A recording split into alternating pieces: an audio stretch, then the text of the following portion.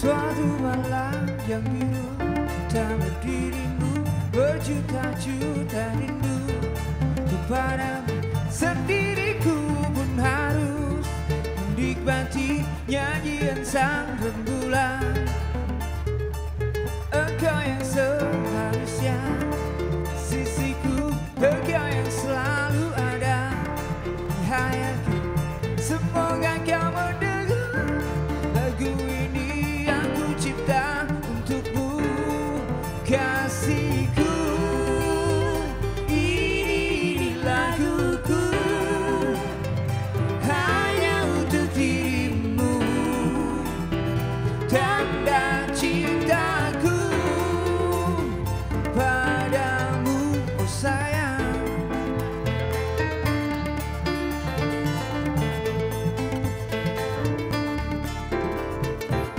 Engkau yang seharusnya sisiku, engkau yang selalu ada di hayalku. Semoga kau mendengar lagu ini yang ku cipta untukmu, kasihku. Ini laguku hanya untuk dirimu, tanda cintaku padamu. Oh, oh. Sha-la-la-la-la-la.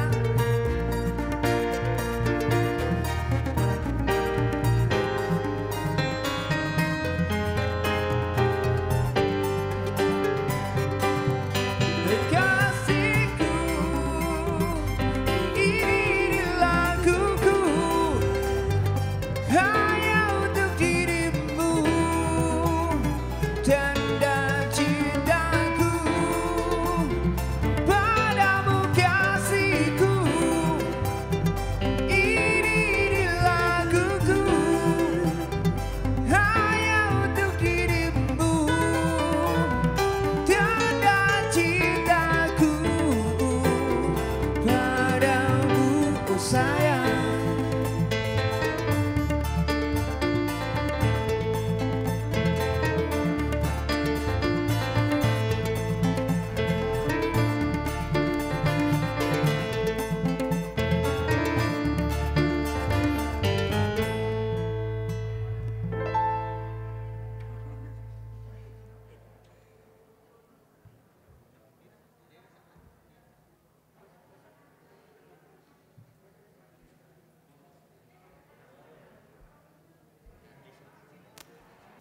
Baik, yang pertama akan kita undang untuk hadir yaitu untuk narasumber kita. Kita akan mempersilahkan Bapak Dr. Andes Tri Saktiana MSI, Asisten Bidang Perekonomian Setda Daerah Istimewa Yogyakarta. Boleh kita beri tepuk tangan Bapak Ibu sekalian.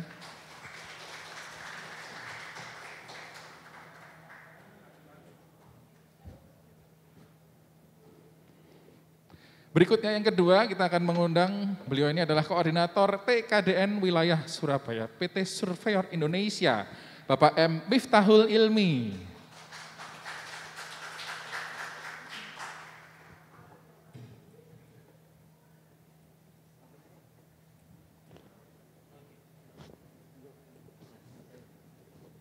Dan satu lagi yang akan kita undang di sini sebagai narasumber adalah Ibu Supatmi Karso dari PT Tiga Pilar Sejahtera Ragen. Sumangga Ibu.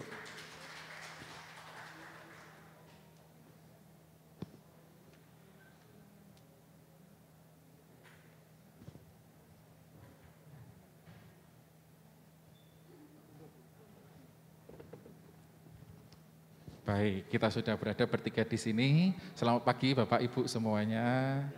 Semoga kita selalu diberikan kesehatan. Amin ya rabbal alamin. Baik, kita akan berbincang-bincang Pak kali ini untuk acaranya adalah Inspirasi Bakul Istimewa. Dan kita pun nggak akan berlama-lama, kita akan segera saja membukanya, kita akan segera saja berbincang-bincang. Dan ini tentu saja masih dalam rangkaiannya memperingati hari UKM Pak ya, rangkaiannya hari UKM, kita mengadakan acara ini. Dan kali ini pun harapannya kita bisa berbagi banyak sekali informasi kepada seluruh warga negara Indonesia tentu saja karena kita siarkan lewat YouTube. Semuanya bisa menyaksikan kita berada di Yogyakarta kali ini. Kita akan sebarkan informasinya kepada seluruh penonton YouTube-nya dari channelnya Dinas Koperasi dan UKM Daerah Istimewa Yogyakarta. Baik, yang pertama kita akan langsung saja ini kita akan ngobrol berbincang dengan Bapak Dr. Andes Tri Saktiana MSI. Selamat pagi Pak. Sugeng Enjang Mas, Sugeng Bapak Ibu semuanya, sehat selalu. Amin. Pas ini, mau disapa dulu penonton YouTube-nya Pak. Wah, Bu Siwi, Kepala Dinas Koperasi UKM, matur nuwun. Pak Titis dari Angkasa Pura I, Bapak Ibu semuanya, kita insya Allah sehat semuanya sehingga kita lebih produktif lagi.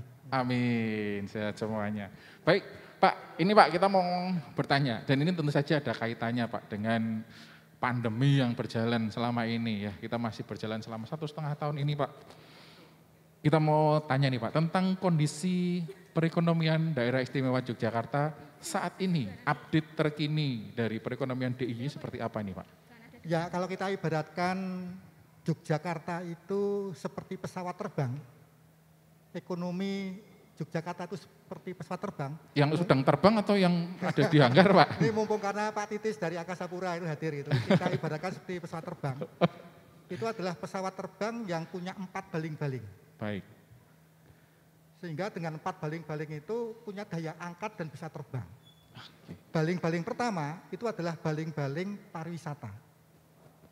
Baling-baling kedua itu adalah baling-baling pendidikan. Nah, 2 baling-baling ini sudah seret berputarnya. Karena pariwisata dan pendidikan itu suka tidak suka berbasis kerumunan. Betul. Orang gayeng kalau wisata itu enggak berkerumun kan ya? Iya benar. Pendidikan juga begitu, masuk kelas, masuk kuliah itu kan gayeng kalau berkumpul. Iya betul Pak. Berkerumun. Nah ini sudah 2 tahun kita nggak boleh berkerumun. Sehingga 2 baling-baling ini seret. Untungnya ada baling-baling ketiga dan baling-baling keempat. Apa itu baling-baling ketiga? Industri kecil, kemudian ya pertanian itu masih terus berputar. Walaupun baling-baling pariwisata, baling-baling pendidikan itu seret, tapi ada baling-baling 3, pertanian dan industri itu masih berputar. Walaupun kita tidak punya zona-zona industri yang besar, tapi industri rumahan itu yang masih menopang kita. Walaupun juga kita tahu bersama di tahun 2020 kemarin kita sempat 2 kali minus ya. Di triwulan pertama, kedua, bahkan 3 kali ya, itu minus. Tapi saat ini sudah mulai positif pertumbuhan kita.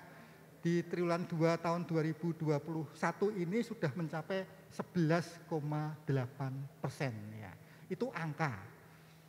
Kalau saya itu sing penting rasa ora angka itu ya. Jadi bagaimana kita rasakan barangkali sudah mulai ada perbaikan-perbaikan walaupun belum seperti di tahun 2019 sebelum Covid kemarin. Tapi sudah tumbuh 11,81% year on year seperti itu. Baik, berarti ini kita sebenarnya ada dalam kondisi yang bisa optimis Pak ya. Dengan 2 baling-baling ini pun harapannya kita bisa memutar pergerakan ekonomi di Yogyakarta. Sepertinya Pak kalau kita bisa berbincang di 2021 ini semester kedua, ini seperti ini Pak. Seberapa besarkah kemampuan dari 2 bidang itu untuk membantu berputarnya roda perekonomian di seluruh Yogyakarta Pak? Harapannya mungkin apakah bisa di atas angka tersebut ataupun rasa seperti apa yang akan dicapai Pak sebenarnya? Ya kalau kita harusnya kan juga optimis, walaupun tetap harus realistis. Kalau triwulan kedua itu kan bulan Januari, Februari, April, Mei, Juni. Itu tumbuh 11,81%. Itu kan bulan-bulan ketika kita belum PPKM yang darurat level 4 ini ya, seperti itu. Nah, ketika kita masuk bulan Juli, Agustus, September di triwulan 3, ini kita masuk PPKM darurat level 4. Sehingga barangkali putaran baling-balingnya juga tidak sekenceng di triwulan yang kedua sebelum PPKM level 4. Tapi tentu kita ada cara-cara, ini luar biasa, ada pembinaan TKDN, barangkali dengan nasionalisme kita, ngelarisi konco produksi ini awake dhewe Ini luar biasa, matur nuwun. Nggih. Ya, terima kasih. Nah ini juga satu ajakan juga tentu saja teman-teman semuanya, rekan-rekan semuanya, larisi konco dewe. Ini salah satu gerakan yang ya rakyat tangsa jane duitnya memutar skok ini pindah ini, pindah Ya. ini, pindah ini, pindah ini. Tapi ini menimbulkan perputaran yang apa ya, menimbulkan rasa tadi itu. Gotong royongnya juga timbul akhirnya dan mungkin itu yang menumbuhkan kembali optimisme kita untuk tetap pulih di tahun-tahun ataupun semester mendatang gitu Pak ya. Baik. Nah, berikutnya kalau berbicara tentang ya bisa dibilang ada banyak pihak juga yang mengalami kerugian selama pandemi ini Pak. Bisnis-bisnis banyak yang tutup gitu ataupun juga industri-industri banyak yang akhirnya bahkan sampai gulung tikar itu ada Pak beberapa. Dan ini menimbulkan bertambahnya jumlah pengangguran di Yogyakarta mungkin pada khususnya ya. Kalau menurut Bapak pripun ini Pak, perkembangannya apakah bisa diantisipasi atau mungkin ada langkah-langkah gitu Pak? Ya memang kita harus menyadari kondisi tahun 2020, 2021 ini kita kondisi perang. Bukan kondisi yang baik-baik saja gitu ya, kondisi perang. Mungkin ini bisa lebih dahsyat dibanding perang dunia kedua ya. Walaupun tidak ada satupun pelor yang meletus, tapi korbannya barangkali bisa lebih banyak gitu ya. Kalau kita bandingkan juga dengan kondisi bencana tahun 2006 di Yogyakarta, itu kan hanya menewaskan sekitar 3.500 gempa dahsyat tahun 2006. Saat ini yang tewas akibat COVID sudah di atas 4.000, jadi lebih dahsyat dibanding gempa besar tahun 2006. Ini harus kita sadari, sehingga tentu kita tidak boleh kemudian menafikan ada beberapa pengusaha kita yang tidak bisa bertahan dalam kondisi sekarang ini. Kalau secara formal yang di PHK itu lebih dari 198 yang formal ya, yang di PHK. Kemudian yang dirumahkan lebih dari 3.000 orang, itu yang formal. Tentu yang informal ya tidak di PHK tapi nggak bisa bekerja. Nah ini yang barangkali perlu terobosan-terobosan, kreativitas, keuletan dari kita semuanya. Ya. Kita saling tolong menolong, gotong royong, membantu. Ya. Ya ada beberapa kabupaten itu yang punya gerakan Jago Riko itu ya, seperti di Bantul. Apa itu Pak Jago? Jajan tonggo nglarisi konco. Nah ini misalnya dengan gerakan Jago Riko, jajan tonggo nglarisi konco, ini akan terbantu. Komunitas kita akan terbantu. Nah gerakan-gerakan gotong royong semacam itulah yang barangkali bisa mengangkat ya, keterpurukan kita dari kondisi ekonomi yang memang secara nasional maupun global itu sedang sulit-sulitnya saat ini. Kita tidak menutup mata seperti itu. Ya. Ya benar, karena memang mau nggak mau ya secara global bahkan Pak ya, nggak cuma lingkup Yogyakarta. Kalau misalnya berbicara tentang gempa kemarin, kan lingkupnya mungkin banyak lokal ya. Yogyakarta gitu. Kalau ini global, semuanya, tidak ada yang nggak ngerasake gitu Pak ya. Dan akhirnya ya ini dampak yang akan terasa gitu Pak ya. Lalu kalau bisa disampaikan Pak kepada para penonton YouTube ataupun rekan-rekan UMKM dan sebagainya gitu Pak. Apa nih Pak, menurut Bapak kebijakan yang tepat yang dilakukan oleh Dinas Koperasi dan UMKM Daerah Istimewa Yogyakarta untuk mengatasi dampak ini Pak? Ya. Banyak yang dilakukan oleh Dinas Koperasi dan UKM, salah satunya adalah forum ini untuk meningkatkan kandungan komponen di dalam negerinya di setiap produk UKM Jogja. Dan itu tentu kalau kandungannya lebih dari 40%, kita punya kewajiban untuk membelinya itu ya.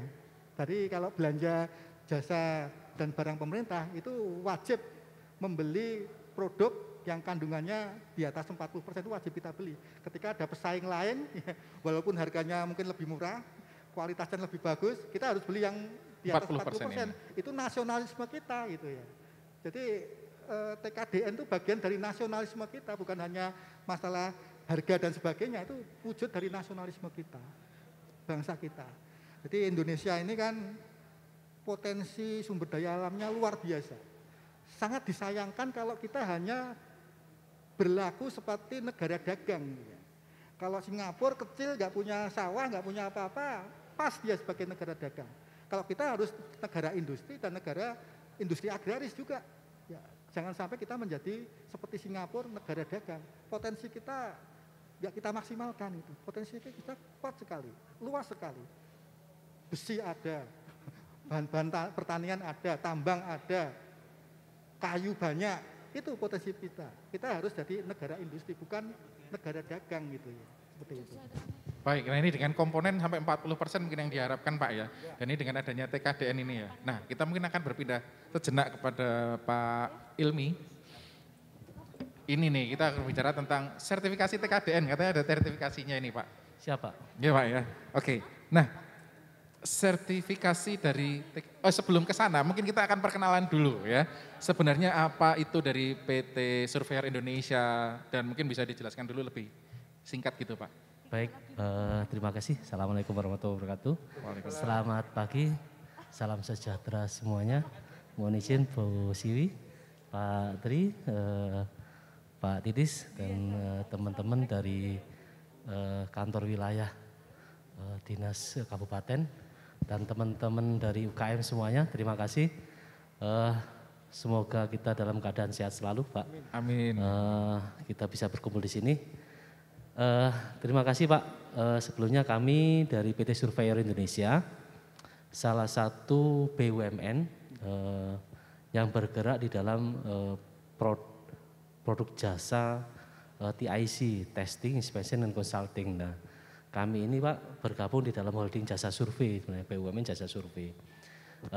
Kami memiliki beberapa cabang di seluruh Indonesia, sekitar 12 cabang, dan kemudian ada puluhan unit wilayah operasi di luar itu untuk mensupport tentunya industri-industri sebenarnya, industri UKM, pemerintahan dan sebagainya seperti itu. Nah, salah satu kegiatan bisnis kami memang ada di bidang audit, kemudian sertifikasi. Ada sertifikasi pangan, sertifikasi halal juga ada, kemudian sertifikasi ISO, kemudian sertifikasi alat kerja, semacam itu. Dan salah satunya saat ini kita ikuti bersama Pak, sertifikasi tingkat komponen dalam negeri. Jadi kami ini salah satu dari dua badan usaha yang ditunjuk oleh Kementerian Perindustrian selaku auditor atau asesor untuk sertifikasi TKDN seperti itu. Jadi secara umum kami BUMN yang berdiri sejak tahun 1991 Pak.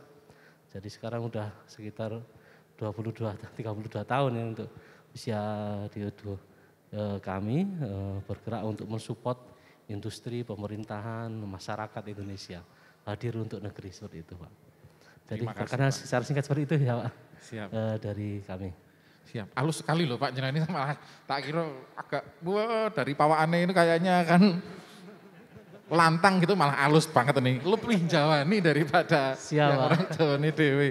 Oke, Pak, ini sebelumnya kita juga ngucapin terima kasih untuk PT SI ini Pak, yang juga sudah memilih Jogja sebagai pilot project-nya untuk pendampingan TKDN Pak ya. Betul Pak, betul. Nah, kita langsung kembali lagi menuju ke sertifikasi TKDN Pak. Oke. Sebenarnya apa nih Pak sertifikasi TKDN itu dan mungkin fungsinya apa Pak? Baik, Bapak Ibu semuanya, dalam rangka peningkatan kapasitas nasional penggunaan produk dalam negeri, pemerintah itu memiliki tools sebenarnya. Tools, kalau kita bisa lihat di slide di belakang itu Bapak Ibu, di mana ada banyak instrumen-instrumen pengamatan pasar domestik. Ada trade barrier, ada quality barrier, technical barrier, kemudian ada pembatasan barang impor ilegal segala macam. Dan yang terakhir adalah peningkatan penggunaan produk dalam negeri atau secara nasional itu kita sebut P3DN. P3DN. Nah, di dalamnya P3DN itu ada program namanya TKDN, tingkat komponen dalam negeri. Nah, P3DN sendiri secara nasional ketua Timnasnya itu di bawah Pak Luhut selaku Kemenko Marinvest. Jadi semua program penggunaan produk dalam negeri itu di bawah Pak Luhut. Nah, ada banyak-banyak program di situ sebenarnya. Nah, salah satu yang kita delivery bersama saat ini, mungkin perlu kami sampaikan juga Pak Tri, teman-teman dari kantor wilayah ya, kami ini sebenarnya rangkaian Bapak Ibu.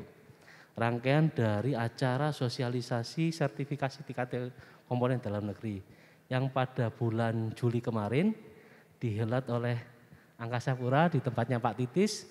Kemudian dari 300 peserta yang kemudian mengajukan untuk sertifikasi itu, Bapak Ibu, kami verifikasi nih dari tanggal sebenarnya Juli ya, Juli sampai kemudian karena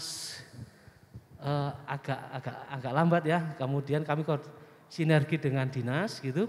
Nah, kami anggarkan dari bulan tanggal 16 sampai 31 Agustus nanti itu untuk speed up karena jumlahnya banyak Pak. Karena jumlahnya 300 itu kalau satu hari di luar itu cuma 18 gitu. Kami di sini bisa 25. 25 nah sehingga harapannya nanti ini mungkin sekitar tinggal 40 IKM-an mungkin 2 hari ini akan bisa selesai seperti itu. Nah, tadi prinsipnya sertifikat TKDN itu berfungsi untuk pada saat Bapak Ibu mengikuti proses pelelangan pengadaan barang jasa pemerintah itu diwajibkan oleh panitia lelangnya. Diwajibkan sehingga ini menjadi tools, marketing tools. Nanti mungkin Bu Fatmi dari TPS bisa cerita nih seperti itu pengalamannya. Nah, kemudian juga ada nanti kaitannya dengan di sisi pemasaran itu ada di Padi BUMN, kemudian ada di e-katalognya juga, kemudian di Esmatnya Kementerian Perindustrian juga sudah kami lagi komunikasi bisa sinergi ke sana. Saya kira itu jadi sertifikat itu Pak berfungsi untuk ketika di awal ini memang lebih banyak ke pengadaan barang jasa pemerintah seperti itu, mengangkat industri-industri karena ketika ini kan baru ya Pak, jujur aja Bu, ini UKM ini baru tahun ini, sebelumnya hanya untuk industri. Nah, cuman karena intensitas dari antusiasme UKM ini cukup besar, akhirnya perindustrian membuka porsinya untuk ke IKM seperti itu. Nah, harapannya IKM ini juga bisa tumbuh besar, yang nantinya kalau sudah tumbuh besar bukan UKM jadi industri lagi nih. Kalau sudah industri nanti ekonominya Jogja jadi terangkat seperti itu. Nah, harapannya nanti juga penyebaran atau absorpsi dari tenaga kerja juga bisa besar, ekonominya terangkat, warganya sejahtera. Saya kira seperti itu sih Pak, tujuan akhirnya pada sertifikasi TKDN. Ya, lengkap sekali Pak. Ini sebenarnya ada 3 pertanyaan yang akan saya ajukan, tapi udah terjawab semuanya. Monggo Pak. Iya, tapi memang lebih lengkap seperti itu Pak ya. Oke, mungkin kita akan bisa sejenak ini berpindah ke Ibu Supatmi Karso ini dari PT 3 Pilar Sejahtera Sragen ini. Nah ini Bu, perkenalan sedikit Bu, ini produknya apa sih Bu dari jenengan ini Bu? Terima kasih. Assalamualaikum warahmatullahi wabarakatuh. Waalaikumsalam warahmatullahi wabarakatuh. Sebelumnya kami sampaikan terima kasih. Sekaligus juga saya dari perwakilan manajemen PT 3 Pilar Sejahtera.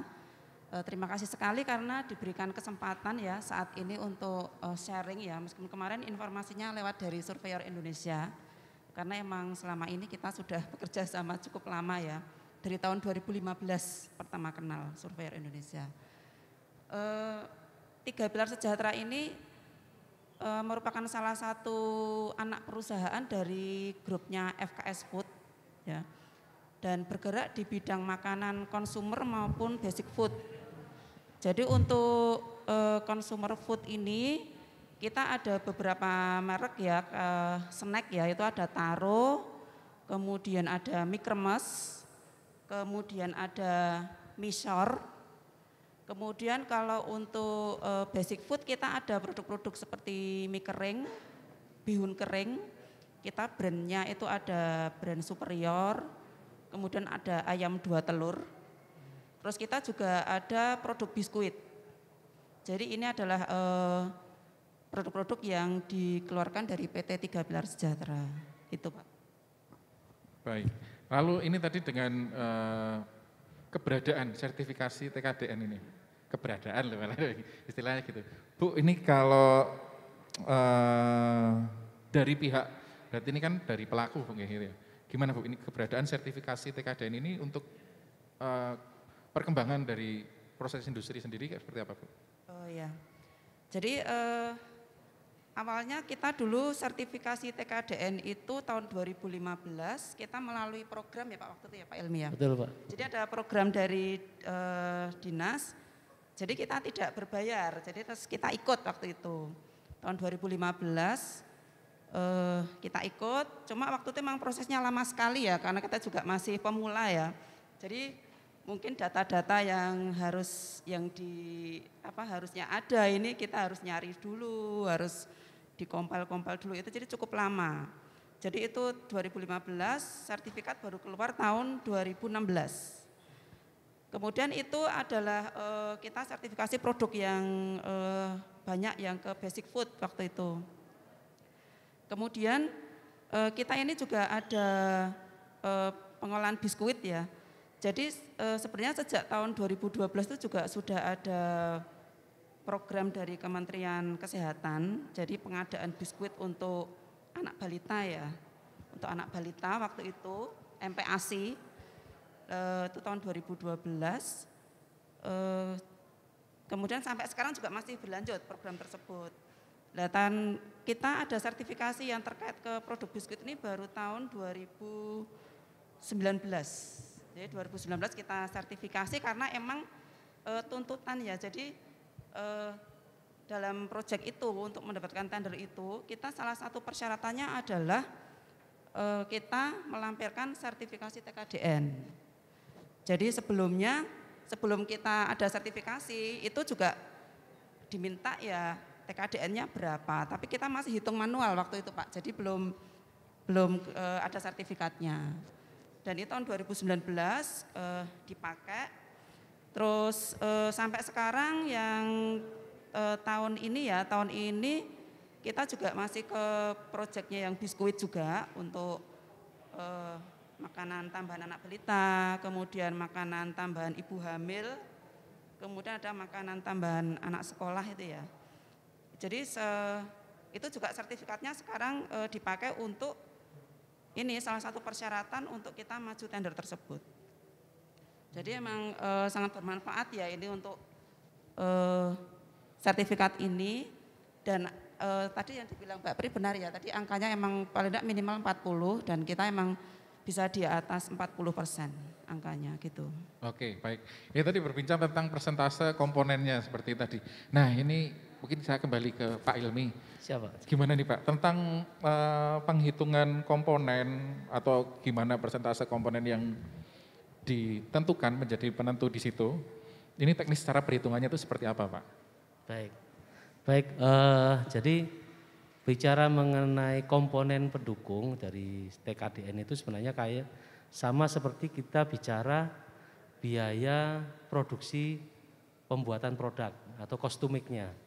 Jadi dari sisi material, dari sisi tenaga kerjanya, kemudian dari sisi overhead, baik itu overhead pabriknya seperti itu. Nah, tentu kami ini teman-teman UKM yang selama beberapa hari ini memang kami lakukan korespondensi, lakukan survei materialnya digunakan apa, kemudian belinya di mana.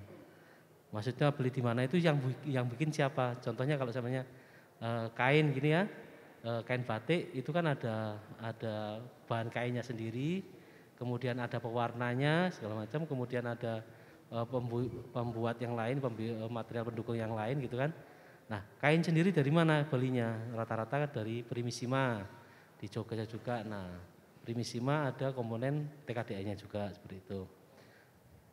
Pendukungnya yang lain sama tenaga kerjanya. Kalau tenaga kerja sudah pasti 100% ya lokal. Kemudian pendukungnya listrik, kemudian bahan baku habis pakai. Seperti itu nanti kita hitung berdasarkan cost production-nya Pak.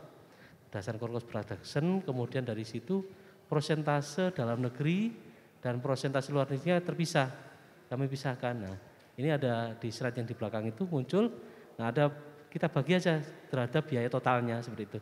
Kita bagi biaya total antara biaya dalam negeri dibagi biaya total dikalikan 100% akan muncul biaya persentase dari TKDN tersebut seperti itu. Jadi secara sederhananya memang didasarkan atas kostumiknya, biaya pembuatan dari produk tersebut, dan ini cost basis.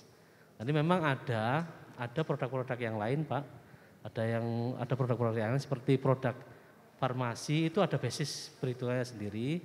Cuman karena kita bicaranya UMKM ya, UKM di sini memang belum masih masuk ke perhitungan sesuai Permen 16 berdasarkan cost to make atau based on cost lah istilahnya Bu. Belum sampai based on proses, based on material seperti itu. Jadi masih based on cost, kita hitungnya hanya berdasarkan biaya produksinya saja. Saya kira itu Pak. Oke, baik. Dan bahkan berarti kalau besok juga bisa menemukan sampai yang 100% itu Pak? Kalau 100%, kalau yang 98 poin sekian persen ada. Yang paling tinggi di situ? Belum, karena kan gini Pak, kita tidak bisa memungkiri bahwasanya industri kita itu masih belum tertata rapi, layernya masih terputus. 1, 2 lokal, 3-nya masih impor. Terus kemudian pohon industrinya juga belum bisa lengkap. Jadi beberapa industri bisa sampai 98%, 97%. Belum sampai sempurna 100% seperti itu. Nah, namun tadi yang disampaikan oleh Pak Tri, disampaikan Bu Patmi, secara umum ketika TKDN-nya 40%, barang impor tidak boleh ikut Pak. Oke. Barang impor tidak boleh ikut. Jadi hanya khusus lokal aja seperti itu. Nanti kalau kompetitornya seperti ini Bu Patmi ini, kalau kompetitornya ada yang asing udah itu dari sisi seleksi peserta. Nanti ada lagi sebagai nanti sebagai pemenang. Nah itu ada lagi konsep perhitungannya ada lagi. Seperti itu. Yang sampaikan tadi 40% barang impor tidak boleh ikut. Seperti itu Pak. Oke, baik Pak. Terus kalau yang mungkin paling rendah gitu Pak, skor paling rendah juga memungkinkan Pak sampai Betul. sampai terbawah gitu Pak. Ada Pak, yang paling rendah bisa di farmasi itu ada yang 5% Pak ada. Oh iya. Karena farmasi. memang bahan baku, kemasan segala macam masih impor gitu itu. Jadi kita belum bisa mandiri lah Pak istilahnya. Itu mungkin dapatnya dari tenaga kerjanya aja Bu. Dari tenaga kerjanya aja, materialnya, mesin-mesin digunakan masih banyak yang impor. Nah itu, tapi tetap sertifikatnya tetap bisa kita rilis. Kemudian dia bisa ikut di pemerintahan. Nah, namun di beberapa sektor itu sudah ada threshold-nya Pak. Yang boleh ikut hanya 40% aja. Ada juga yang 30% aja seperti PLTS itu 30% aja yang boleh ikut. Di bawah itu tidak boleh ikut. Nah itu fungsi dari threshold seperti itu. Ya, oke. Baik Pak. Memang Pak ya, tidak bisa dipungkiri. Bahkan akan tetap ada produk yang bisa di bawah itu Pak. Nah kalau berbicara tentang, ini tadi ada produk-produk yang bisa juga dipasarkan secara langsung ke konsumen gitu ya. Ini mungkin saya ke Pak Tri nih Pak Tri.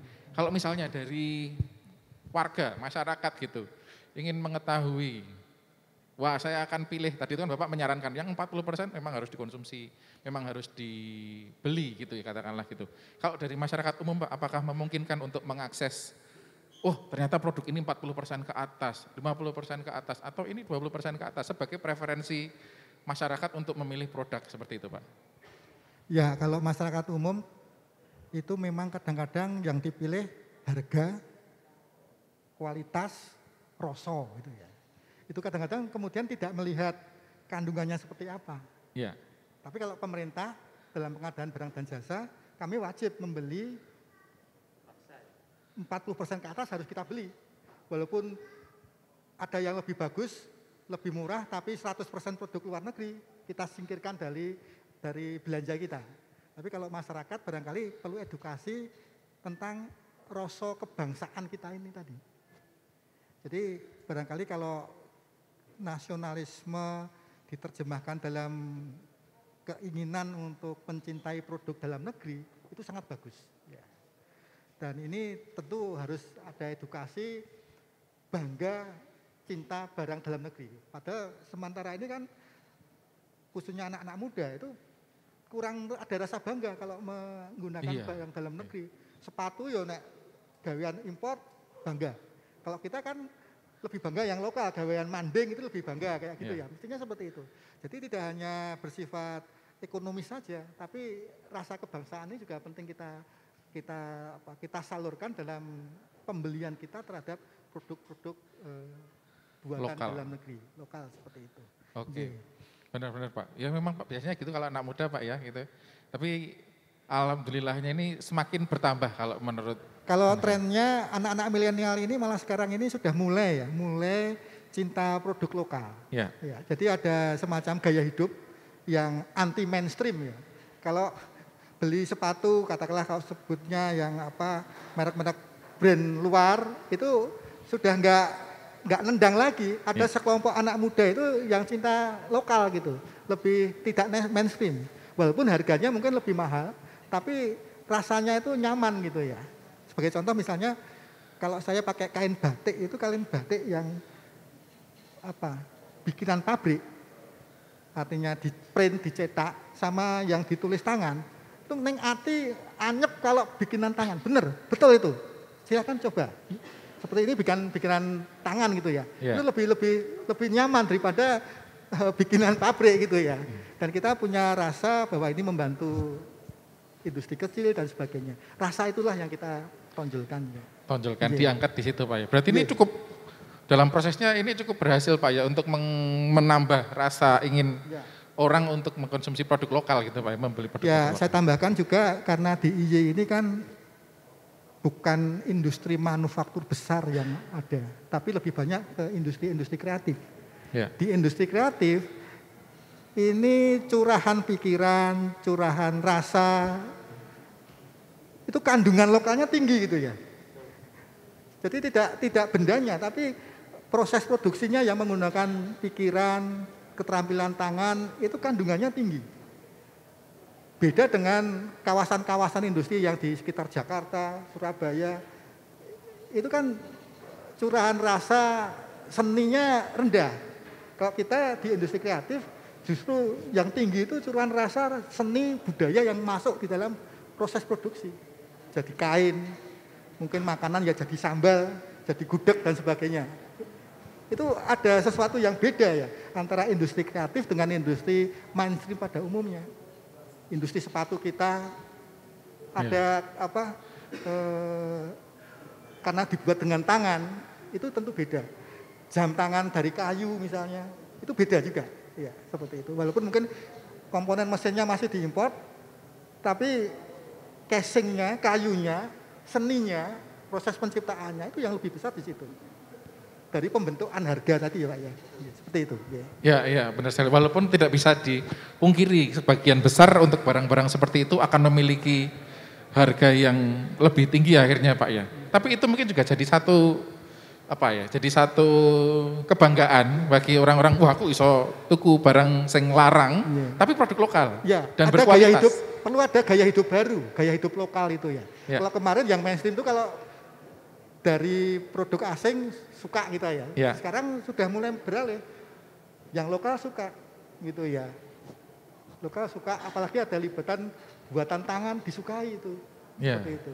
Betul sekali. Dan apalagi kalau misalnya berbicara tentang customize atau di custom, dipersonalkan gitu Pak ya. Itu juga bisa menambah lagi itu pastinya Pak ya dari sisi keinginan masyarakat untuk membelinya gitu ya. Baik. Nah, lalu kita akan kembali lagi ke Bu Supatmi nih, dan saya Bu Supatmi. Kalau berbicara tentang, mungkin ini karena sebagai pelaku, mungkin akan mendengar dari kanan kiri dari pelaku usaha yang lain, pelaku industri yang lain gitu, apakah memungkinkan ataukah ada kesulitan-kesulitan gitu untuk mengakses atau melakukan sertifikasi TKDN gitu? Atau dulu mungkin pernah ada pengalaman gitu, kesulitannya yang akhirnya sekarang sudah tersolusikan gitu Bu? Iya. Jadi awal-awalnya untuk memproses sertifikat ini kesulitan kami waktu itu adalah data itu harus buka-bukaan ya. Jadi semua data itu benar-benar harus dibuka dari sisi keuangan dan mana-mana ya Pak ya. Dapurnya dibuka semua Bu berarti ya? Harus semua data harus kita keluarkan karena itu nanti untuk komponen menghitung angka TKDN itu berapa. Itu kesulitan awal kita. Jadi mengapa waktu itu juga Pak Ilmi waktu itu stres mungkin ya dikejar-kejar sama kami, ini mana sertifikat nggak keluar-keluar, sedangkan kami sudah buka-bukaan nih data semua kayak gitu.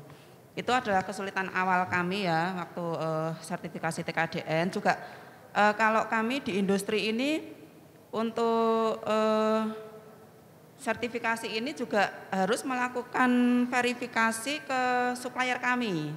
Jadi saya tadi kaget juga diceritain sama Pak Ilmi ya, ini UKM ini nanti bisa nih sehari itu bisa jadi gitu. Sedangkan kami di industri itu nggak bisa ya sehari jadi. Karena kami harus melakukan verifikasi ke supplier kami ya, supplier bahan baku yang besar terutama. Jadi harus ke sana juga harus menghitung juga bahan baku tersebut itu yang kami pakai itu mengandung ada komponen dalam negerinya itu berapa persen kayak gitu. Itu salah satu kesulitan juga. Cuma karena saat ini kita sudah terbiasa mungkin ya karena latihan terus gitu, ya kami sudah akhirnya bisa kami verifikasi sendiri Bapak Ibu semua ya. Jadi kita bisa melakukan self assessment sendiri. Jadi kita kan kita ada rumusnya ini, sudah ada rumusnya. Itu komponennya apa aja, yang harus dimasukkan apa. Jadi kita bisa melakukan self assessment sendiri. Jadi kira-kira produk kita ini angkanya berapa persen TKDN kayak gitu. Yaitu jadi sekarang sudah tahu ya komponennya apa aja. Dan sekarang juga sudah klik nih kayaknya dengan Surveyor Indonesia ya Pak ya. Jadi kalau udah mau proses sertifikasi gitu, kita sudah tahu yang harus disiapkan apa kayak gitu. Baik, kalau kita berbicara tentang perbandingannya nih Bu, kerepotannya, katakanlah ini menjadi sebuah hal tambahan ya Bu ya untuk seksi manajemen ya untuk melakukan asesmen ini ataupun sertifikasi ini. Dari perbandingan kerepotannya membuat ini, kesulitannya membuat sertifikat TKDN ini dengan keuntungannya ketika sudah memiliki sertifikasi ini, gimana Bu perbandingan seperti itu? Tentunya untuk keuntungan ini pasti jauh lebih besar ya karena sebenarnya prosesnya itu kadang gini Pak. Jadi kadang prosesnya itu kita udah bayangin dulu, aduh kok rumit amat sih. Ya, banyak banget nih yang harus kita siapin, harus disiapin itu. Itu kadang hanya ini kita berasumsi sendiri gitu loh. Waktu awal itu juga karena TKD ini awal di tempat kami ini bukan saya yang urus waktu itu ya. Saya baru mulai ngurus itu tahun 2019 mengurus sendiri lah itu. Waktu itu juga aduh susah gimana nanti dapat enggak kayak gitu. Ternyata setelah kita lalui prosesnya, kita sudah tahu detail-detailnya apa yang harus disiapkan. Ternyata itu tidak sesulit dengan ini bahwa manfaatnya akan kita dapatkan ini tentu kan lebih besar gitu loh. Apa aja Bu? Manfaatnya mungkin harus disebutin apa Bu? Kalau saat ini kita masih dipakai untuk pengadaan barang yang dari Kementerian Kesehatan saat ini. Sampai saat ini, ya. Selama dari 2019 itu berarti Bu ya? Jadi emang dari Kementerian Kesehatan itu ada proyek gitu ya pengadaan makanan tambahan, lah itu kita pakai untuk itu. Jadi ada tender-tender, nanti kita ikut tender, terus salah satu persyaratan itu nanti berarti oh ya ini dapat gitu. Nah ini ya, jadi tentang ajakan mungkin ini jadi ya kepada seluruh penggiat UMKM dan sebagainya gitu. Bikin, makanya ini saatnya kita membuat sertifikasi TKDN ini karena tadi ini manfaatnya banyak loh sebenarnya ya. Iya. Nah, kalau ini untuk perjalanannya ke depan Pak, apakah memungkinkan adanya kecurangan atau pelanggaran gitu yang terjadi? Misalnya ini ya, kan ini satu kali sertifikasi ke depannya apakah akan dilakukan sertifikasi berikutnya ketika di tengah-tengah perjalanan akan ada perubahan bahan baku yang digunakan dan sebagainya kayak gitu, gimana Pak kalau dari Pak? Betul sekali Pak, jadi perlu Bapak Ibu ketahui bahwasanya sertifikasi ini usianya 3 tahun, jadi masa berlakunya 3 tahun. Jadi kalau Bu Fatmi tadi ngurusnya 2019, tahun depan sudah habis ya Bu? Ya, tahun depan sudah harus renew lagi untuk dilakukan atau beberapa pelaku usaha itu Pak, Pak ini kayaknya saya mau ngurus lagi karena ada potensi nilainya naik gitu. Oh iya. Nah. Ada potensi nilainya naik karena bahan bakunya yang dulunya impor sudah bisa lokal. Nah itu biasanya mereka ngajukan perubahan. Itu terhadap sertifikasi TKDN. Nah terhadap komitmen pemenuhan TKDN itu ada Pak. Ada di beberapa sektor itu ada peraturannya. Kalau tidak memenuhi persyaratan TKDN-nya bakal dicabut, katakanlah Bupatmi, jangan yang lain aja, yang lain. Ada perusahaan tuh Pak, udah punya TKDN tinggi, kemudian karena tingginya itu mereka dapat pekerjaan nih, Ya. dapat order dari perusahaan minyak kah, dari kementerian kah, udah dibeli. Ternyata setelah diketahui ternyata produk yang itu tidak diproduksi sendiri, impor. Nah, itu bisa disanksi mereka Pak. Oke. Bisa disanksi, ada peraturan sanksinya di Permen Prin nomor 2 2014 kalau nggak salah. Itu sanksinya bisa 10% dari nilai kontrak gitu. 10% dari nilai kontrak. Dan kemudian sertifikatnya dicabut Pak. Sertifikat dicabut, bahkan kemarin waktu di oil and gas juga itu dibatalkan. Dibatalkan, sertifikatnya dicabut, nggak boleh ikut lelang lagi. Di kartu merah katanya, di kartu merah, di blacklist. Kalau pengusaha itu Bapak penalti uang itu ringan, Iya, bisa diambilkan dari keuntungan Pak. betul. Yang susah itu kalau sudah di blacklist, Checklist, iya. udah enggak boleh dapat kerjaan setahun aja udah mumet Pak. Setahun aja udah mumet. Jadi ada sanksinya bila perusahaan itu tidak sesuai komitmen. Di sini juga di kelistrikan juga sama, di perminyakan juga sama. Saya kira tetap ada ininya, ada rewardnya dibeli. Jadi rewardnya itu dibeli itu oleh dia usahanya jadi masuk. Punishmentnya ketika dia ternyata tidak memenuhi komitmen, katakanlah dia itu ketika diberikan order ternyata dia impor, nah itu selesai Pak itu. Iya. Itu selesai dicabut. Blacklistnya akan menjadi, maksudnya merek itu akan tidak bisa mengakses selamanya atau nanti akan harus pada perubahan nama, perubahan kepemilikan atau bagaimana? Betul. Sertifikat itu kan ditampil itu ada Pak sertifikatnya. Nah kemudian di website perindustrian itu juga ada, itu hilang Pak ininya. Dan panitia lelang sebelum lelang itu mereka pasti akses ke sana, menentukan karena kan mereka pada saat lelang itu kan ada tahapannya, ada perencanaan, kemudian ada tahapan lelangnya, penentuan, kemudian ada di akhir itu ada monitoring, ada pos auditnya seperti itu. Nah, di awal mereka menetapkan target TKDN itu mereka ngacu ke sana, ngacu ke daftar inventarisasi barang jasa pemerintah di website. Nah, ketika di situ ini udah hilang mereka, dicabut gitu. Laporannya juga sama perindustrian dicabut, sertifikat nomor sekian sudah tidak berlaku lagi seperti itu. Nah, itu salah satu sanksi dari ketika suatu industri itu tidak memenuhi persyaratan komitmen TKDN seperti itu. Oh, baik Pak, baik. Jadi ini berarti 3 tahun, ini 3 tahun di 2022 Bu ya.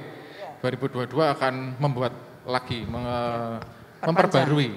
Perbaruan ya Pak, resertifikasi berarti. Jadi Bapak tadi kalau TPS itu konsep awalnya sama dengan UKM ini. Kita fasilitasi di awal itu, tidak gratis lah istilahnya. Di tahun 2019 kemarin berkontrak Pak. Jadi bayar istilahnya, tidak lagi difasilitasi oleh perindustrian tapi berkontrak mandiri. Ada yang mandiri, ada fasilitasi. Beliau itu 2019 kemarin mandiri. Jadi kalau sudah merasakan manfaatnya, bayar pun oke. Betul. Jadi, nah itu mungkin harapannya di situ ya, karena sudah ngerasain keuntungannya, manfaatnya gitu, jadi ya nggak masalah dengan itu ya, karena juga akan mendapat sertifikasi yang bagus juga harapannya gitu.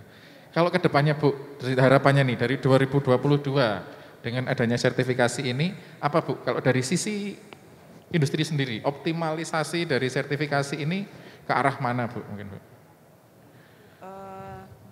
Kalau kita sih saat ini untuk sertifikasi TKDN ini masih banyak ke ini Pak, ke programnya dari kementerian ya. Jadi kalau untuk produk-produk reguler ini kita belum ini sih, meskipun saat ini kita sudah ada sertifikatnya. Iya. Cuma saat ini kita emang belum ada ini ya manfaat dari sertifikat untuk yang produk selain dari kementerian itu. Jadi ya ini untuk ini aja, untuk kita punya aja. Sewaktu-waktu nanti misal ternyata ada program dari pemerintah nih, mau ada pengadaan produk mie kering atau produk snack, lah kita udah siap gitu loh. Oke. Itu kemana harapannya seperti itu. Jadi mungkin harapannya bukan dari apa yang sudah jadi aja, tetapi mungkin dari produk yang sudah ada rebranding dengan nama yang lain untuk keperluan yang lain mungkin juga nggak apa-apa gitu ya Bu ya, bisa Ya, seperti itu betul. ya. Jadi harapannya tetap nanti meskipun saat ini belum, tapi suatu saat bisa juga nih pemerintah ada Betul, Bu. program untuk produk-produk yang lainnya yang TPS punya. Ini kita udah siap gitu loh Pak. Seperti Soalnya kemarin bansos, Bu. kita- Bansos itu sebenarnya mestinya bisa masuk itu, Bu. Di Kemensos itu kemarin kan waktu Covid itu kan banyak tuh butuh bantuan mie instan, kemudian makanan siap saji gitu, mestinya bisa mengarah ke sana juga, Bu. Iya. Jadi kita sudah punya 20 sertifikat Pak. 20 20 ya. sertifikat.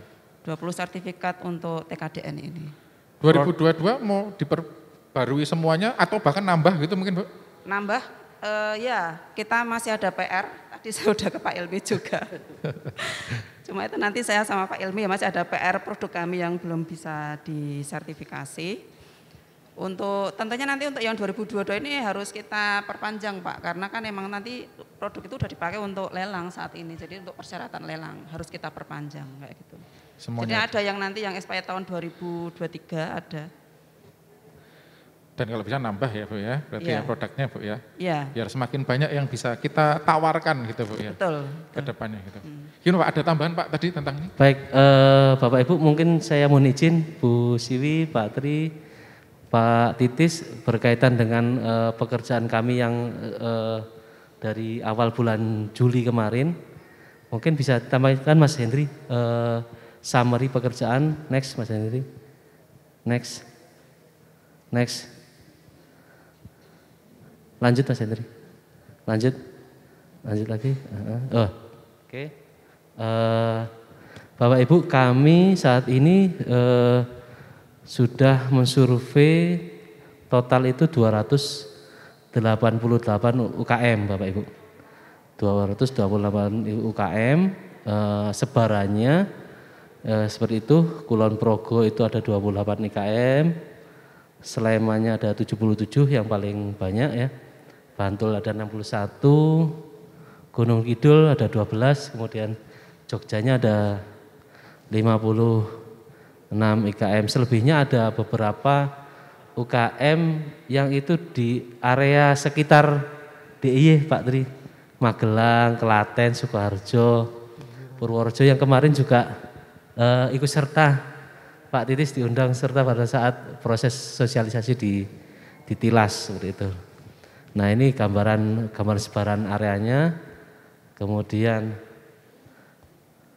nah ini progres pekerjaan kami Bapak Ibu yang sudah panel itu ada sekitar 26 UKM, ada sekitar dari 26 itu sekitar 230-an produk. Itu kemudian yang tidak lolos itu ada 5, ada beberapa yang diantaranya memang secara kriteria itu karena kan sertifikasi ini kan jasa ya Pak, jasa. Nah sementara mereka itu bergeraknya di barang, kita sertifikasinya kan barang. Nah sementara mereka itu bergeraknya di jasa, jadi memang tidak bisa disertifikatkan lah istilahnya seperti itu. Nah kemudian yang lagi on progress verifikasi itu 218 Bapak Ibu. Kemudian opening meetingnya ada 4 yang di sini, kemudian ada 35 itu lain-lain itu ada beberapa kekurangan dokumen seperti NPWP, IUMK yang menjadi persyaratan ya, jadi masih kita dorong terus. Beberapa hambatan yang kami coba sampaikan ini ada yang tidak memiliki izin, kemudian belum sifatnya, kalau di KBLI usaha itu ada namanya KBLI industri Bu. Nah meskipun UKM tapi KBLI-nya industri, jadi ada perdagangan ada industri Pak. Nah yang kami bisa follow up itu yang KBLI-nya industri, meskipun masih skalanya mikro, nah itu KBLI-nya industri itu yang bisa. Nah itu tentu ada butuh semacam istilahnya tambahan di proses OSS-nya mereka supaya menambahkan KBLI Pak di situ. Nah kami lagi terus istilah korespondensi dengan UKM-UKM ini supaya juga bisa menambahkan. Beberapa minggu ini kan OSS-nya lagi lagi perbaikan ya Bu ya, lagi perbaikan jadi mungkin agak lambat di ininya aksesnya seperti itu. Kemudian ada juga izin yang belum berlaku efektif gitu. Oke, next. Kalau kita lihat dari sebaran produknya Pak, ini luar biasa. Nah, kalau total produk itu sudah 2.300 Pak. 2.300 ini sudah something ya sebenarnya. Populasi produknya sudah sangat banyak sekali. Sudah sangat banyak sekali. Masih didominasi makanan minuman. Produk makanan minuman itu ada sekitar 971 produk. Kemudian aksesoris Bapak seperti tas, kemudian sepatu segala macam. Nah, kemudian ada furniture itu sekitar ada 40 produk ya, agak sedikit yang furniture. Kemudian ada batik ekoprint itu cukup signifikan karena memang Jogja ini batiknya juga cukup bisa dipandang ya Ibu, baik itu yang print ini maupun yang ekoprint yang bahan dasarnya ada ala-alam seperti itu. Nah, dan lain-lain itu juga 329 produk. Nah, ini gambaran-gambaran dari apa yang selama ini kami survei Bapak Ibu, tentu mungkin bisa menjadi gambaran bagi teman-teman di kantor wilayah juga, di dinas juga, bahwasanya yang sudah, tentu di luar ini masih banyak. Di luar ini masih banyak Pak. Cuman memang kami di perindustrian itu kuotanya terbatas Bapak Ibu. Pak Bu Siwi juga kuotanya terbatas, nanti mungkin juga kami akan sederhanakan supaya semuanya bisa merasakan Pak. Semuanya bisa merasakan dan terakomodir semua. Seperti itu. Nah, saya kira ini Bapak Ibu semuanya gambaran dari kami bahwasanya dengan hasil verifikasi ini kita berharap semua sertifikat bisa rilis, bisa digunakan untuk usaha, bisa bergerak lagi, baik itu di padinya BUMN maupun di kalau dari sisi perizinnya bisa terpenuhi, bisa masuk ke katalognya LKPP seperti itu, sehingga perannya lebih besar Pak. Tidak hanya di retail, cuma juga mengisi kekosongan di pengadaan barang jasa pemerintah. Saya kira itu Bapak, Ya, semoga bisa terima kasih. bermanfaat. Lengkap sekali nih Pak penjelasannya dari PTS ini ya, Surveyor Indonesia. Dan ini kita kembali ke Pak Tri ini. Pak Tri, ini apa upaya yang dilakukan untuk bisa membantu atau mungkin mempercepat biar semuanya seluruh pelaku UMKM ini bisa tersertifikasi TKDN ini Pak? Ya, tadi soal TKDN Pak Ilmi sudah menjelaskan panjang lebar. Ya. Sebenarnya di luar hal TKDN, kita sudah beberapa tahun ini mengembangkan apa yang disebut co-branding. Co-branding di Dinas Perindustrian. Jadi ada 3 macam co-branding. Yang pertama disebut dengan Jogja Mark, merke Wong Yojo. Misalnya jam tangan kayu JK. Yeah. JK itu jam kayu, Jam atau kayu. jam Kulon Progo. Itu mereknya JK. Nanti ada co-brandingnya simbol Jogja Mark. Ini bagian dari haki. Jadi ada rasa bangga, ini merke Wong Yojo. Nah, kemudian juga ada yang 100% Jogja. Tadi kaitannya dengan kandungan lokal tadi. Iya. Tadi ada co-branding 100% Jogja. Itu masuk di haki, dicatat di Dinas Perindustrian kita. Juga ada yang ketiga itu adalah Jogja Tradition. Co-brandingnya Jogja Tradition. Ada merek Jogja Tradition. Misalnya membuat kain batik gaya Jogja. Walaupun mungkin ada pewarnanya yang bukan bikinan Jogja, kainnya bukan bikinan Jogja, tapi coraknya corak Jogja. Itu ada co-branding Jogja Tradition. Jadi kita mungkin bisa nyambungkan antara yang bersifat mainstream industrial gitu dengan yang industri kreatif. Yang industri kreatif kita lengkapi dengan tadi co-branding dengan Jogja Mark, 100% Jogja, kemudian Jogja Tradition. Seperti itu yang kita lakukan. Jadi satu kegiatan dengan kegiatan yang lain itu saling nyambung. Satu OPD, satu dinas dengan dinas yang lain juga saling menyambung, seperti itu. Iya, jadi bisa saling, mungkin juga bisa berbagi data dan sebagainya Pak ya akhirnya ya. Kalau yang sudah tahunya dari Dinas Perindustrian akhirnya juga bisa mengenal proses ini karena dari program-program tersebut gitu Pak ya. Oke, dan ini harapannya nih Pak, kalau dari Pak Tri sendiri Pak, program ini harapannya nih di 2021 yang mau selesai ini terus di 2022 ke depannya pripun Pak? Untuk UMKM di Jogja terutama. Di tahun 2021 kita akan mendorong belanja masyarakat dan belanja pemerintah ini untuk membeli produk-produk hasil produksi kita sendiri. Jadi belanja masyarakat maupun belanja pemerintah kita dorong untuk itu. Mulai konsumsi, mulai pakaian, peralatan kerja dan sebagainya kita dorong untuk ke situ. Dan triwulan ketiga, triwulan keempat, ini APBD kita sudah mulai bergulir, berjalan. Bahkan mungkin lebih banyak belanjanya dibanding triwulan pertama dan triwulan kedua. Ini dari sektor pemerintah. Kami harapkan juga dari masyarakat, itu tadi gampang jajan tonggo, nglaris konco. Nglaris konco. Makasih Pak. Ya, terima kasih Pak Tri, matur nuwun sekali. Dan ini harapannya juga ke depannya kita semuanya bisa bergerak bareng-bareng ya untuk memajukan dan memutar kembali roda ekonominya Yogyakarta terutama. Nah, sekarang ini kalau tadi dari pelaku sudah punya harapannya ke depannya seperti apa, dari Pak Tri sampun, ini Pak, Jogja sebagai pilot project ini kan Pak ya, Pak Ilmi ya. Pripun Pak, tanggapannya jenengan terhadap kota Jogja, terhadap responsifnya rekan-rekan UMKM ataupun juga dari semuanya yang berada, berkelindan di area ini, monggo. Siap. Jadi sesuai dengan tagline namanya ya, istimewa, Jogja istimewa. Memang saya rasakan memang istimewa. Baik dari UKM-nya, dinasnya, saya luar biasa. Kami, Bapak Ibu, Bu Siwi, sudah sosialisasi itu di beberapa daerah. Di Sumbawa kami sudah, kemudian di Blora sudah, kemudian di Kendal, lagi menunggu di Mataram karena PPKM dan auranya beda Bu.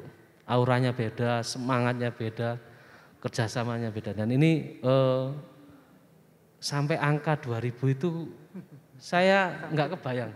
Saya sudah sama something big thing saya.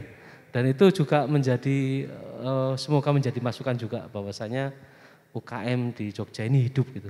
Saya sudah mohon maaf sudah menembusi dinas-dinas itu supaya juga mereka juga bisa merasakan hal yang sama. Ternyata reaksinya berbeda. Dan ada yang bereaksi itu juga enggak sebanyak ini Bu.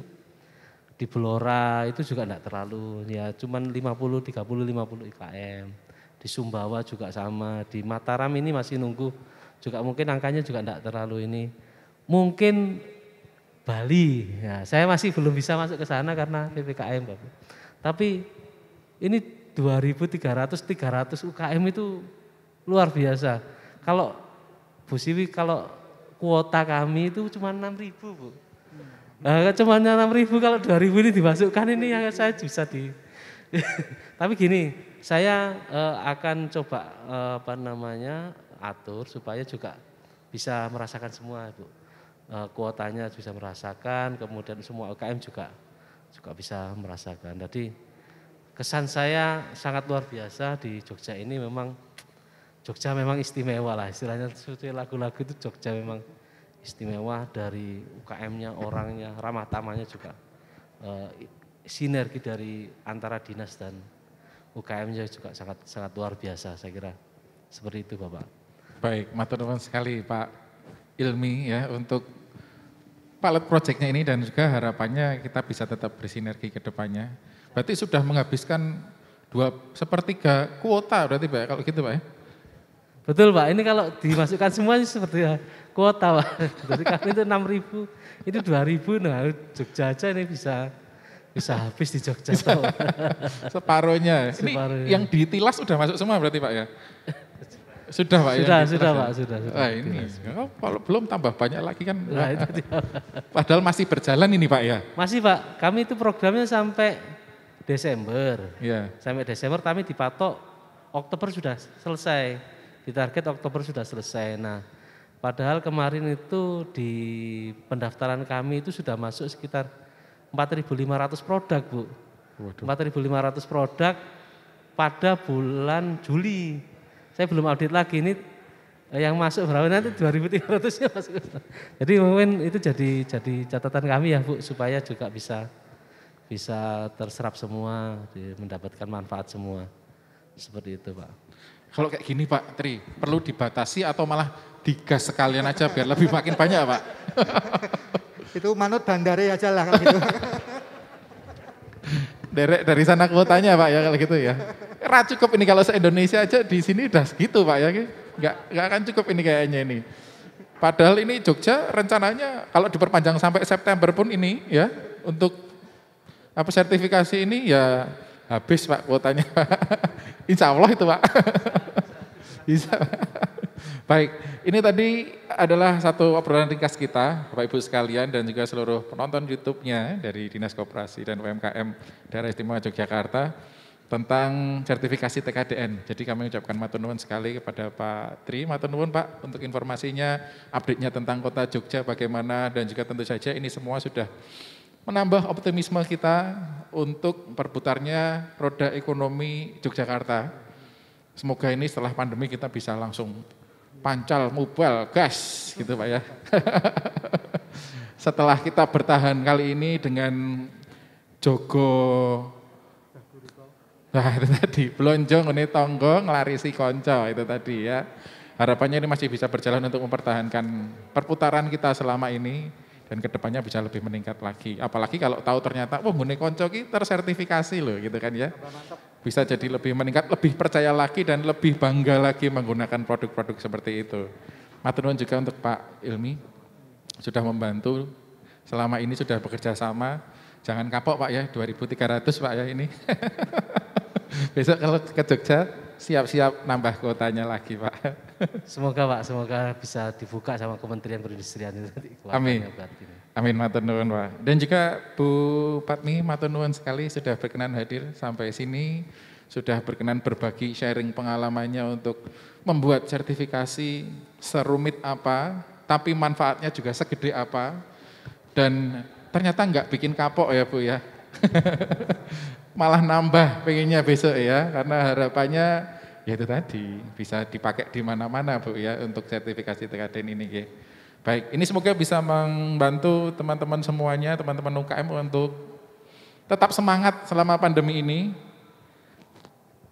Masih ada pandemi walaupun ya, tetapi perjuangan kita tidak boleh berhenti sampai sini. Tetap semangat teman-teman semuanya.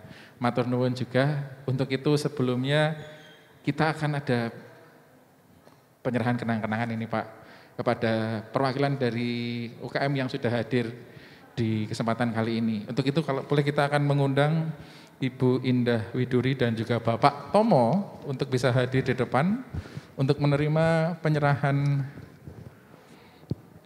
sertifikatnya ini berarti ya. Mas draft terdasarnya Pak. Draft dasarnya ya. Draft terdasarnya jadi karena memang proses cetak sertifikatnya masih makan waktu Pak, karena juga PPKM-nya juga masih baru turun level tadi malam. Iya. Jadi di perindustrian juga agak lambat di proses pencetakannya. Namun di website sudah tayang Pak. Di website sudah tayang beberapa UKM yang sudah kami panelkan, seperti itu termasuk di yang tadi dipanggil ya untuk beberapa UKM itu sudah muncul di website seperti itu. Baik, nah kali ini sudah hadir Pak, ini ada dua perwakilan dari UMKM, ini dari yang kuliner dan juga dari industri kreatif Pak ya, dari batik Skarniti dan juga dari kuliner. Monggo kita persilakan untuk hadir di depan, Ibu Indah Widuri dan juga Bapak Tomo. Ya di bawah boleh nggak apa-apa, biar lebih luas mungkin. Oh naik ke atas, baik kita tetap di atas aja Pak, monggo silakan. Dan kami juga mengundang Bu Siwi dan juga silakan langsung aja ke atas. Kita bersama-sama ke atas. Website-nya ditampilkan Mas Hendri. Coba.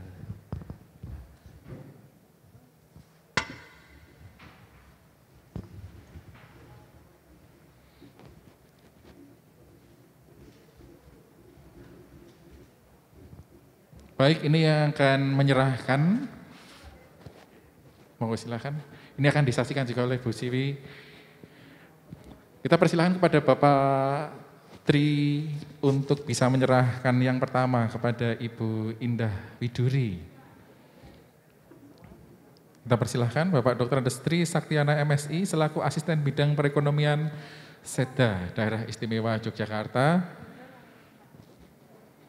Ini adalah draftnya yang akan diserahkan kepada Ibu Indah Widuri, perwakilan dari UMKM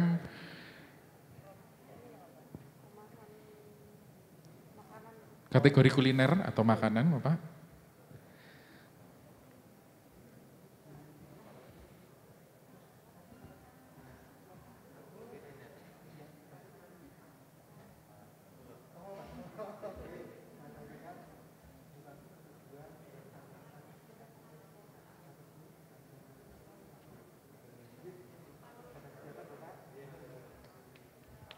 Boleh kita beri tepuk tangan Bapak Ibu sekalian.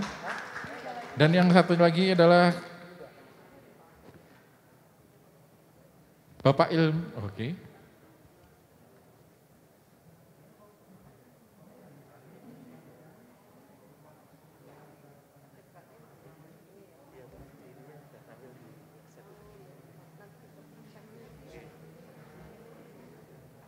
Baik, boleh kita beri tepuk tangan juga sekali lagi Bapak Ibu sekalian. Mungkin akan didokumentasikan terlebih dahulu, silahkan mungkin kita bisa berjajar semuanya, masih tetap jaga jarak sedikit Bapak Ibu ya. Monggo Bapak Ibu di tengah, nah kita mendampingi dan selalu siap untuk mendampingi Bapak, monggo. Baik, kita persilahkan untuk didokumentasikan terlebih dahulu. Dan demikian tadi Bapak Ibu sekalian, ini adalah inspirasi bakul istimewa dengan tema UKM naik kelas dengan sertifikasi TKDN. Kita tadi sudah berbincang tentang apa saja manfaatnya, bagaimana caranya untuk mendapatkannya, fungsinya, dan tentu saja ke depannya harapannya dengan adanya sertifikasi TKDN ini seperti apa. Kita sudah mendengarkan selama 1 jam tadi dari obrolan kita. Semoga ini bisa membantu teman-teman rekan-rekan dari UKM untuk tetap memberi semangat, tetap optimis, dan juga tetap berkarya selalu karena Yogyakarta, kota yang istimewa terkenal dengan kreativitasnya.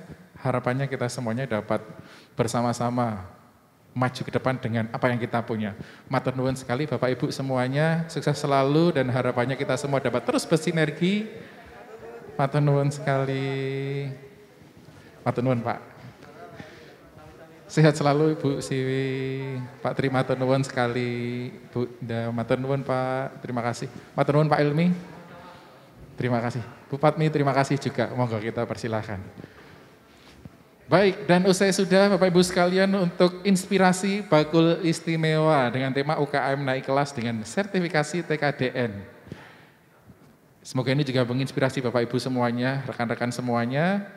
Terima kasih sekali sudah bersama-sama dengan kita, terima kasih sudah menyaksikannya dan kami juga mengucapkan terima kasih tentu saja kepada PT Surveyor Indonesia dan juga terima kasih kepada Dinas Koperasi dan UKM Daerah Istimewa Yogyakarta.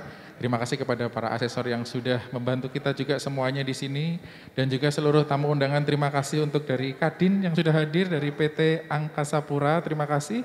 Dan juga rekan-rekan yang lain dari Dinas Perindak Koperasi Daerah Istimewa Yogyakarta, Dinas Koperasi dan UKM Kabupaten dan Kota se-Daerah Istimewa Yogyakarta, seluruh pejabat eselon 3 Dinas Koperasi dan UKM Daerah Istimewa Yogyakarta, dan juga seluruh penonton YouTube dari Dinas Koperasi dan UKM Daerah Istimewa Yogyakarta. Akhir kata, tentu saja kami mohon maaf apabila ada salah-salah kata dalam menemani Bapak Ibu sekalian. Terima kasih sekali. Kita akan tutup dengan penampilan dari teman-teman keroncong Pokrol. Iya. Langsung saja Bapak Ibu sekalian kita beri tepuk tangan, kita beri aplaus untuk acara siang hari ini. Dan inilah Keroncong Prokol. Matur nuwun. Wassalamualaikum warahmatullahi wabarakatuh.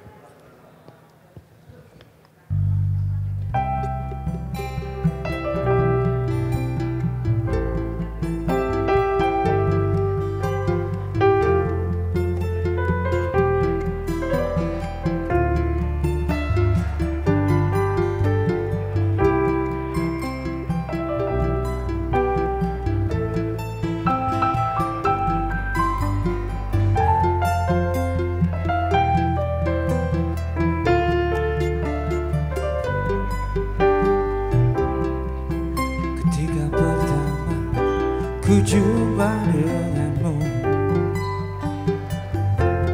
Bukankah pernah ku tanyakan padamu, kasih?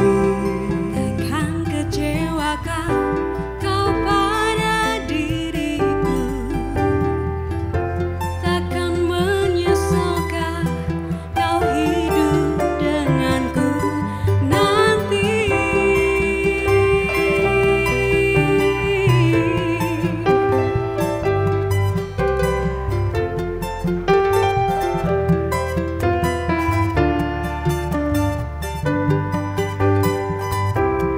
Memang kau bukan yang pertama bagiku.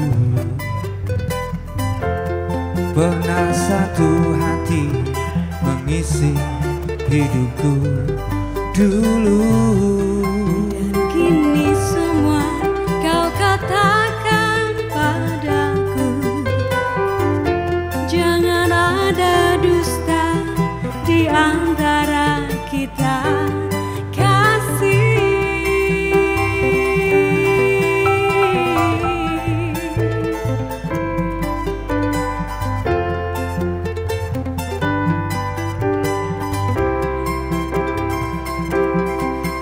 Semua terserah padamu, aku begini adanya. Ku hormati keputusanmu, apapun yang akan kau katakan.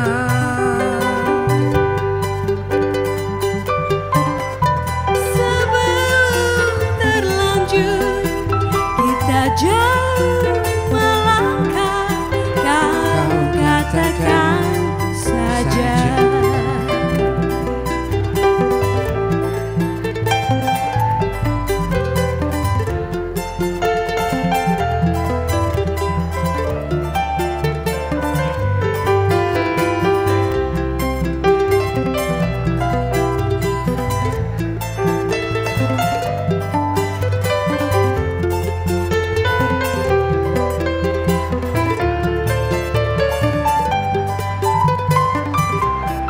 Memang kau bukan yang pertama bagiku. Pernah satu hati mengisi hidupku dulu. Dan kini semua kau katakan padaku, jangan ada dusta di antara kita, kasih.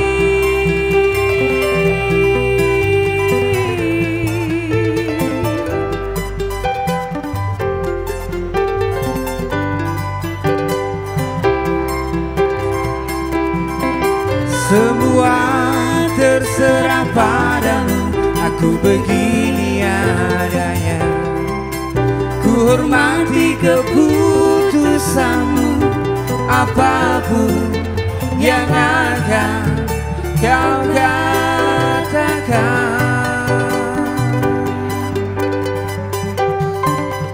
Sebelum terlanjur kita jauh melangkah, kau katakan saja.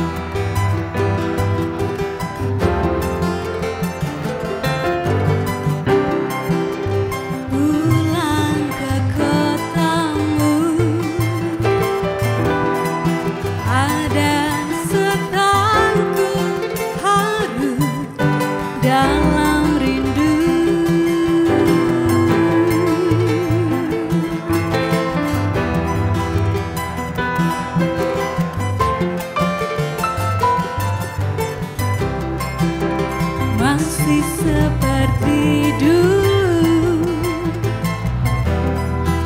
tiap sudut menyapaku bersahabat, penuh selaksa makna.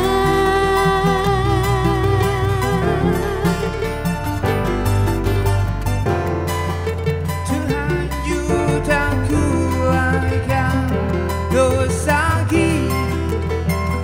saat kita sering luangkan waktu, nikmati bersama suasana Jogja.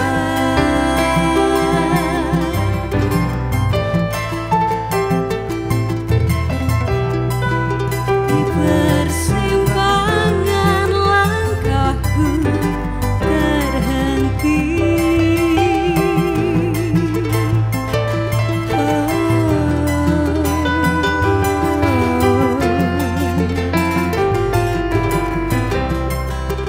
ramai kaki lima menjajakan sajian khas berselera, orang duduk bersila.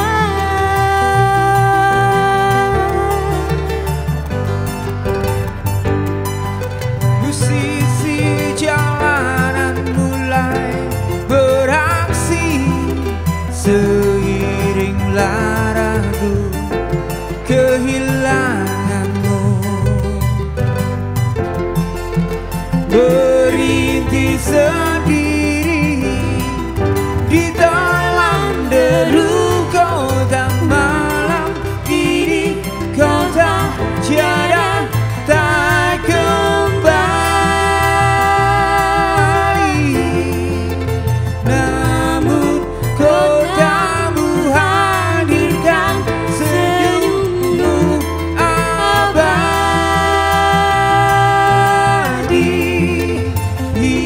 Izinkanlah aku untuk selalu pulang lagi bila hati mulai sepi tanpa terobati.